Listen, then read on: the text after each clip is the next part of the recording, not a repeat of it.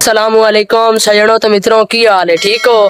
आज साडा तीसरा व्लॉग है ते मैं आख्या तीसरे व्लॉग सजना ते मित्रां नु अज करा दे भी रेलवे स्टेशन दा विजिट। ये साडा बोर्ड लगो है सोना लाल शहर दा साफ बारिश की है ते हुन थाने का जाके करने जी विजिट रेलवे स्टेशन दा। आ जाओ मित्रों,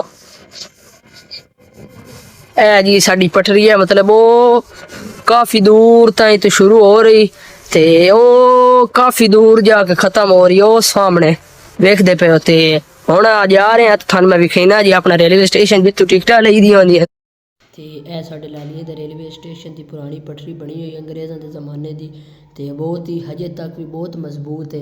ते मैं विखा देना थाने गा ए हुन आ गया जी लालिए दा बोर्ड लगे है, इत्थे टिकटां लई दी होंदियां ने ते बहुत ही खूबसूरत अंदरों भी बने हुए है। तुहानू सामने विखाना है मुसाफिर खाना बने हुआ है ते ए जैक लगो है जी ट्रेनां वाला ते उत्थे हुन मैं तुहानू सामने अगे विखाया है लालिए वाला बोर्ड लगो है ते काफ़ी दूर तो पटरी शुरू हो रही ते वो काफ़ी दूर तक खत्म हो रही जी। ठीक है सजनों मित्रों, इंशाल्लाह मिलते हैं वक्त अगले व्लॉग विच। तुहानू मैं आख्या करा देवां विजिट रेलवे स्टेशन।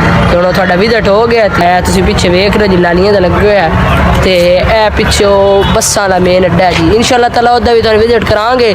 अगर तुहानू भी व्लॉग पसंद आया तो साडे चैनल नू सब्सक्राइब करो ते वीडियो लाइक करो ते ज़्यादा तो ज़्यादा शेयर ते कमेंट करो। ठीक है सजनों मित्रों।